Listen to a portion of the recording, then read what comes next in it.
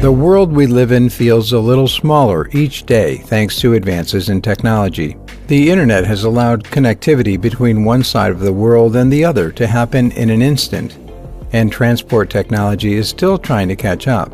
All over the planet, designers and scientists are working on new types of transport that will allow us to go faster and further than ever before. In this video, we're going to check out some of the most promising and amazing future transport technologies concepts that are being worked on right now.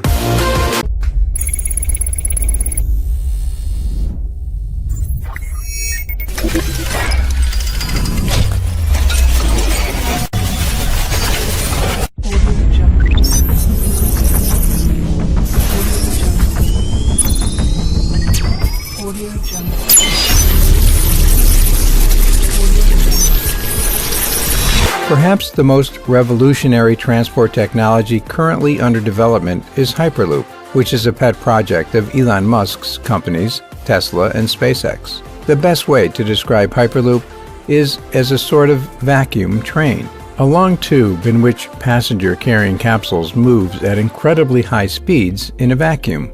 That means it doesn't encounter any friction as it moves and could reach speeds of more than 750 miles an hour. Musk's big idea is to create a Hyperloop track between Los Angeles and San Francisco, capable of completing the 350-mile journey in a little over a half an hour.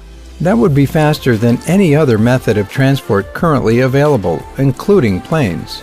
Musk hasn't been precious about keeping his technology private. He released it as an open-source idea, which has allowed several other companies, including Virgin, to begin looking into the possibility of creating their own Hyperloop services. Construction of the tracks and infrastructure won't be cheap.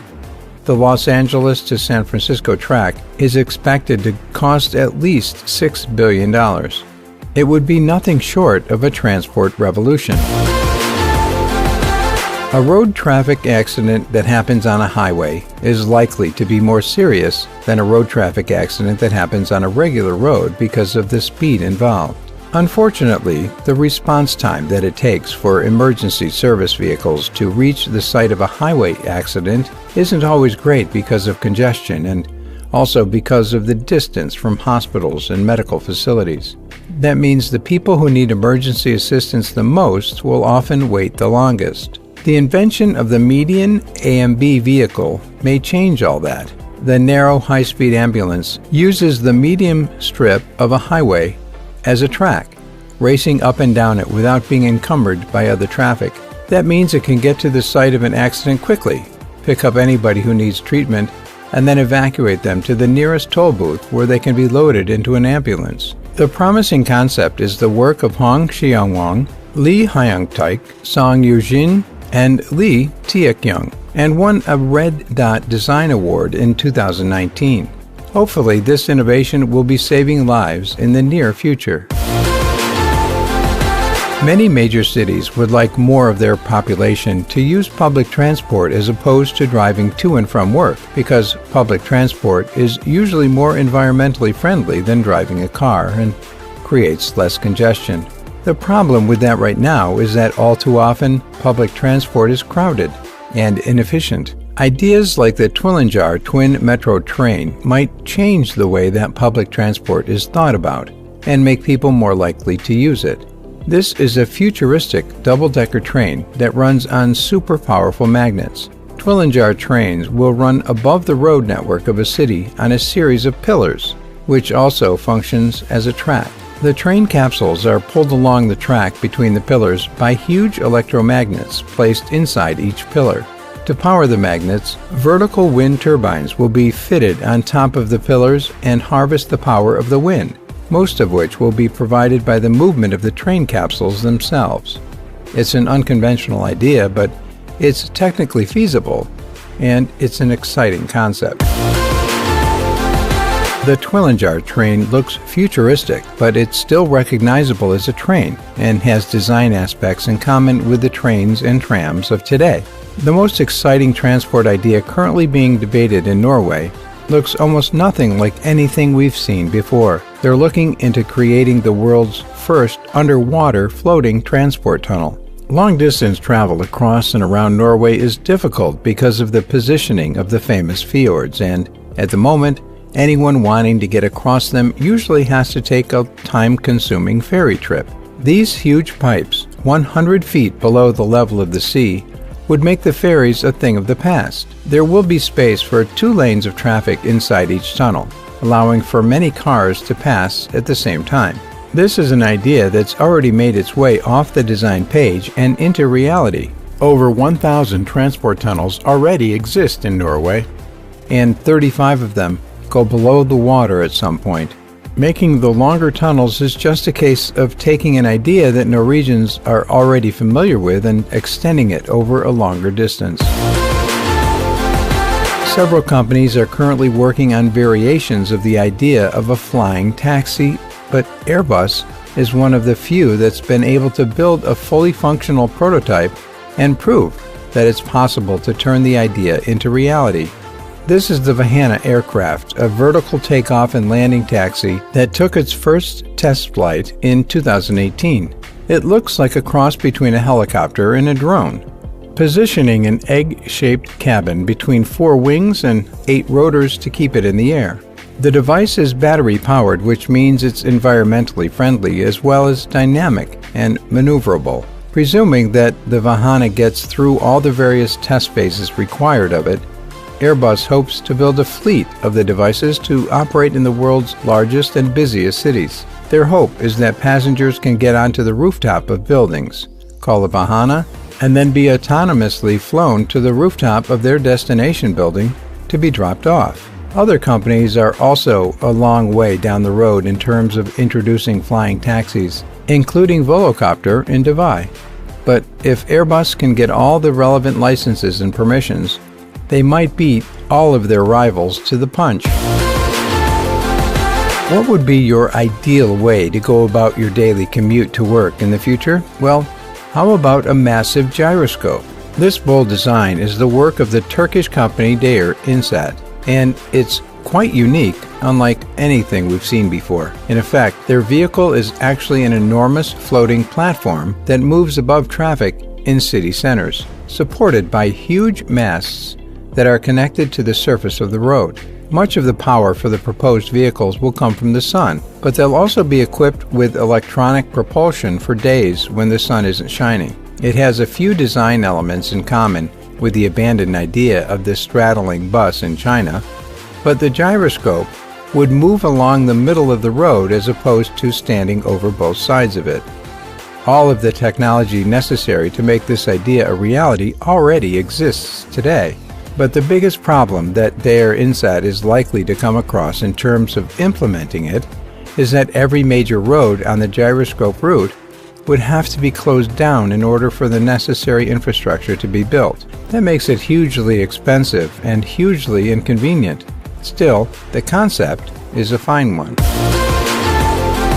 While most of the ideas we've looked at so far could be built and put into action today, we might have to wait a few more years and possibly even a few more decades before the world is ready for Martin Gallow's flying cars.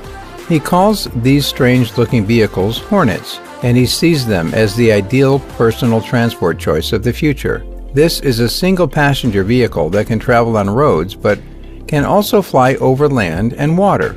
The idea is simple and yet extreme. The wings of the helicopter-like device can arch down and turn into wheels when they're in contact with the road. When flight is required, turbines within the wheels start to spin and provide downforce, lifting the Hornet up until the wings can be snapped back into position so the Hornet can function as an aircraft. It looks sleek and impressive, but Gallow's designs don't make it clear whether or not this is achievable using the technology available to us at the moment. We also imagine that many people would be nervous about owning and operating one. At first glance, you might think that Lockheed Martin's P-791 airship is a blimp or Zeppelin like any other. But nobody has ever built a Zeppelin as advanced as this before. Once upon a time, blimps were considered to be a comparatively cheap way of moving cargo through the air when compared to other aircraft. But a number of terrible accidents changed that perception many years ago. Now, Lockheed Martin wants to make the Zeppelin cool again. P-791 is the alternative name for an airship they call the LMH-1, a 300-foot-long vessel that can carry up to 23 tons of cargo safely. On the underside of the craft are various forms of hybrid technology that can bind the vessel to land or even water, meaning that no ropes or ties are required to hold it in place when it comes into land. The P-791 version of the vessel is a prototype, scaled down to 120 feet, and built so Lockheed Martin can assess the viability of their design and show it off to potential customers and investors. As the blimps don't need to start their journeys from airports, the company hopes that their invention will be seen as a faster and more convenient method of moving goods over long distances. Airplanes are a method of traveling through or above the clouds, but there's a Portuguese designer who thinks that one day we could be walking on them, or at least walking on his version of them. This utterly unique design concept is known as the passing cloud. And according to Tiago Barros, there's nothing stopping the wind-powered artificial clouds being built and operated in the United States of America today, other than a lack of companies willing to invest in it. This would be a method of transport for people more interested in the view than the journey, so it would probably be more attractive to tourists than commuters. The only power source available would be the wind, which would take the network of balloons wherever it needed to go. The balloons are held together with nylon and underpinned by a stainless steel skeleton to stop it from disintegrating when it gets into the air. Passengers would be free to roam around the top of the balloons, peering over the barriers at the edges to enjoy an incredible perspective of the world below them.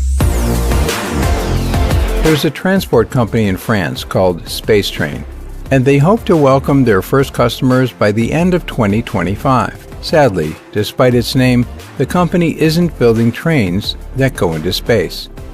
What they're doing is nearly as impressive though. They've designed a fleet of hover trains that don't require a driver or pilot and move at supersonic speeds. Thomas Barron is the chief director of the project, which was first unveiled in 2017. Provided that all goes well, a space train could set off from Paris and be in Orleans barely 13 minutes later, hitting 450 miles per hour in the process. In more rural areas and over long distances, the vehicle would accelerate beyond the speed of sound. It's not totally dissimilar to the Japanese maglev train, but it runs on air cushions as opposed to electromagnets and is powered by hydrogen fuel cells. It's thought that many other countries, including the United States of America and China, are watching the project closely and might order space trains of their own if the idea is a success. Several of the ideas in this video are based on putting trains or cars above the road. But what if we focused on a different method of transport instead? What if we built specialized sky tunnels for cyclists and encouraged the populations of our towns and cities to ride bikes? That's the idea behind the Bikometro Ecobahn. And these artists' impressions give us a rough impression of what such an idea might look like. The concept comes from Richard Moreta Castillo, a designer from the Dominican Republic. He envisions a series of glass and steel tubes, usually around 6 miles long, positioned in the middle of city centers and allowing cyclists a way of avoiding traffic. That would also be a bonus for drivers because they wouldn't have to be on the watch for sudden movements from cyclists all the time. Inside the tubes, the cyclists would be protected from wind, rain, cold, potholes, and all the other obstacles that make riding through a major population center difficult. It's a basic idea, but it might be the fact that it's too basic that makes it appealing. Back in 2012, China ran a competition called the People's Car Project, which invited members of the public to submit design ideas for futuristic methods of transport. They received more than 100,000 entries, but one of them caught the attention of a car manufacturing giant, Volkswagen. It was a 2-passenger floating pod called the Hovercar, and it looked something like you might see in a science fiction movie. In truth, the idea is probably beyond our technological capabilities at the moment, but not by much. It would theoretically be possible to create hovercars like this and have them float over a cushion of air by installing electromagnets below the surface of the road. All you would need to do is rip up all your roads to put the electromagnets there. Inside the hovercar, cameras and sensors keep watch for any potential obstacles and either stop or take evasive action if they encounter any. It's the cost of ripping up the roads that will likely prevent this idea from becoming a reality. But is it right that we deny ourselves the transport solutions of the future because we're not willing to dispose of the transport solutions of today?